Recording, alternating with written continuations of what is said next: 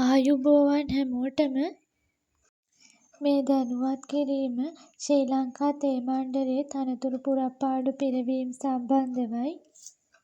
දැන් බලමු පවතින තනතුරු සහ ඒවට බලන සුදුසුකම්. නීති නිලධාරී තනතුර දෙවැනි ශ්‍රේණිය පුරප්පාඩු 1යි.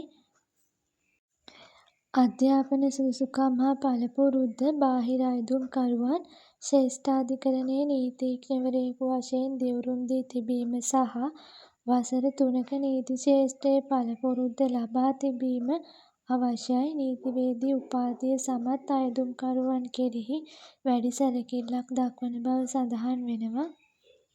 ඒ වගේම ශ්‍රී ලංකා තේ මණ්ඩලයේ අවශ්‍යතාවය අනුව සියලුම නෛතික කටයුතු ඉටු කිරීම හා මෙහෙයවීම නීතිමය කරුණු සම්බන්ධයෙන් කළමනාකාරීත්වයට අවශ්‍ය උපදෙස් ලබා දීම සහ එම කටයුතු වෙනුවෙන් නීතිපති දෙපාර්තමේන්තුව සමග අවශ්‍ය සම්බන්ධීකරණ කටයුතු ඉටු කිරීම අවශ්‍ය බව සඳහන් වෙනවා.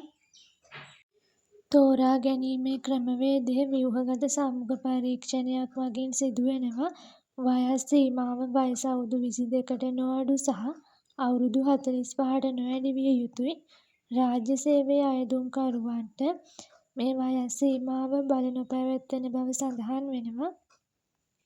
අයදුම් කරන ආකාරය රජයේ දෙපාර්තමේන්තු රාජ්‍ය සංස්ථා ව්‍යවස්ථාපිත මණ්ඩලවල සේවය කරන අයදුම්කරුවන් ආයතන ප්‍රධානීන්ගේ නිර්දේශ සහිතව තම අයදුම්පත ඉදිරිපත් කළ යුතු බව සඳහන් වෙනවා.